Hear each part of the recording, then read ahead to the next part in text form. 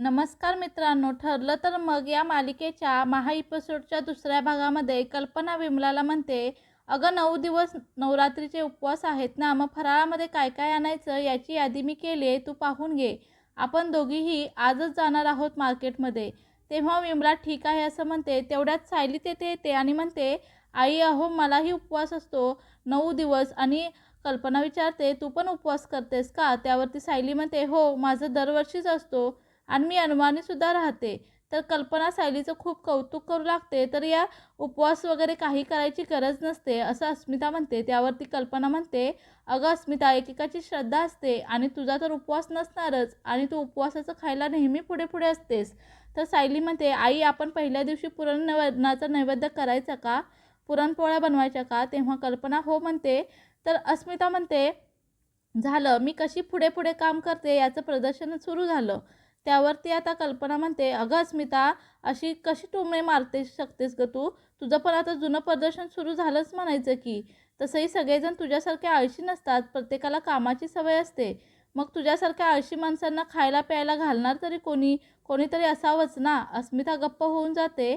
तर सायली म्हणते, आई जाऊ देत, पुरणाच्या तयारीला लागूया असं म्हणून ती किचनमध्ये जाते. तर विमल कॉफी बनवत असते पूर्णाजीसाठी.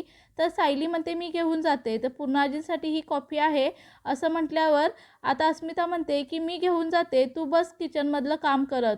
तेव्हा आता कल्पनाला खूप राग येतो आणि ती म्हणते की तू कधी सुधारणार आहेस? तू का अशी सारखी सायलीला घालून पाडून बोलतेस गं?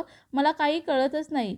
इकडे पूर्णाजी जप करत असतात. तेवढ्यात अस्मिता तेथे येते आणि आता ती तिच्यासाठी कॉफी देते. तर अस्मिता म्हणते की मी तुझ्यासाठी कॉफी घेऊन आले. खरंच तू माझ्यासाठी कॉफी घेऊन आलीस? असं पूर्णाजी तिला विचारतात. तर पूर्णाजीला आता अस्मिता म्हणते की एवढ्या प्रेमाने मी तुझ्यासाठी आणली आहे. किती दिवस झाले आपण गप्पाच नाही मारल्या. पहिल्यांदा आपल्या घरात गणपती बाप्पा आले ना, मग दुसऱ्यांदा आता सायलीवर हल्ला झाला. सायलीवर आता अटॅक झाल्यानंतर सगळं वातावरणच बिघडलं. तेव्हा पूर्णाजी तिचं खूप कौतुक करू लागतात. अस्मिता आता मुद्दामच विषय काढते. पूर्णाजी, तुला काय वाटतंय? हे अर्जुनला आता खूपच या केसेसमध्ये अडकवलं गेलं आहे, परंतु त्याच्या बाबतीत असं का घडतंय? अस्मिता आता पुढे बोलू लागते की पूर्णाजी, तुला काय वाटते? अर्जुनने या अगोदर पण अनेक केसेस घेतल्या होत्या, परंतु त्याच्या बाबतीत असं कधीच घडलं नव्हतं किंवा घरच्यांच्या बाबतीत पण आता असं घडू शकतं. सायलीबरोबर लग्न केलं आणि मधुभाऊंची केस घेतली ना, पासूनच ह्या सर्व गडबडी चालू झालेल्या आहेत. अर्जुनला अगोदर किडनॅप केलं गेलं आणि सायलीवर हल्ला पुढे अर्जुनच्या जीवावर सुद्धा बेतू शकतं. खरं तर त्या सायलीचं कोणीही शत्रू नसतील असं मला वाटतं, परंतु तिच्याकडे पाहून असं वाटणारच की हिचं कुणीही शत्रुत्व घेणार नाही. तुला काय वाटतं? पूर्णाजी आता आपल्या अर्जुनच्या जीवाला पुढे धोका होऊ शकतो. पूर्णाजी आता अस्मिताकडे पाहू लागतात. ती मनातल्या मनात त्याच गोष्टीचा विचार करत असते. तर दुसरीकडे सुमन ही सर्वांना नाश्ता वाढत असते आणि रविराज आणि नागराज हे दोघेही बाहेर बसलेले असतात. तसेच प्रिया तेथे त्याने म्हणते, बाबा एक बोलू का मी? त्यावरती रविराज म्हणतो, मला माहिती आहे तुला काहीतरी पाहिजे. त्यावरती प्रिया म्हणते, हो मला एक पाहिजे, पूर्णाजींना मी भेटून येऊ का? त्यावरती आता रविराज म्हणतो, तू हॉस्पिटलमध्ये पाहिलं असशीलच, अर्जुनचं सायलीवर किती प्रेम आहे. अरे तो एकमेकांशिवाय एक श्वाससुद्धा घेऊ शकत नाहीस आणि तुला सांगितले ना की आता अर्जुनचा नाद सोडून दे म्हणून. आपण पाहिलं ना दोघांचं एकमेकावर किती प्रेम आहे ते. त्यावरती आता प्रिया त्या दोघांसाठी नाहीच म्हणत आहे असं म्हणते. मी फक्त पूर्णाजीसाठी म्हणते, मला जायचं आहे तिकडे कारण मला सायलीला भेटायचं आहे आणि माझ्या आईला असंच वाटलं असतं ना, कोणीही कसं वागलं तरी आपण माणूस म्हणून त्याच्याबरोबर चांगलंच वागलं पाहिजे. आणि आता ती रविराजच्या मनावरच घाव घालते. प्रतिमाचं नाव ऐकल्यावर रविराज एकदम शांत होतो आणि म्हणतो, हो प्रतिमा म्हणायची, आपला शत्रू जरी असला तरी त्याच्याबद्दल कधीही वाईट विचार करू नये, कारण की शत्रूसुद्धा माणूसच असतो. आता नागराज आणि कुसुम हे दोघेही आता रविराजला फोर्स करतात की आपली तन्वी ही खरंच खूप चांगला विचार करते एक माणूस म्हणून. तर आता प्रिया म्हणते, बाबा अहो लहानपणापासून सायली आणि मी एकत्र वाढलो आहोत, ती कशीही वागू देत, आपण चांगलंच वागायचं असं तुम्ही म्हणता ना नेहमी, म्हणूनच मी आता तिला जाऊन भेटून येते. त्यावरती ठीक आहे असं रविराज म्हणतो. तर मी पटकन आवरून येते असं प्रिया म्हणते. तर दुसरीकडे सायलीने सर्व स्वयंपाक बनवलेला असतो. कल्पना म्हणते, काय गं तुला सांगितलं होतं ना जास्त काही करू नको म्हणून. त्यावरती विमला पुढे होते आणि म्हणते, जास्त काही केले नाही ताईंनी, फक्त कोशिंबीर बनवली आहे, फक्त वरण भात बनवला आहे आणि बटाट्याची भाजी फक्त बनवली आहे, असं म्हणून सायलीने जे काही कामं केलेली असतात ना ती सर्व सांगून टाकते. तर कल्पना म्हणते, अगं अर्जुनला समजलं तर ओरडेल ना तो. तेवढ्यात आता प्रिया आणि तिथे येते आणि रागातच सायलीकडे पाहते आणि मुद्दाम काळजी आहे असं बोलते. तर प्रिया सायलीला म्हणते, अगं सायली, तुला डॉक्टरांनी आराम करायला सांगितलंय ना, मग तू अशी काम का करते आहेस? अगं इथे तू माझ्याबरोबर कशीही वागलीस ना तरी मी तुझ्याबरोबर चांगलीच वागणार आहे. तर सायली आता गप्प बसते.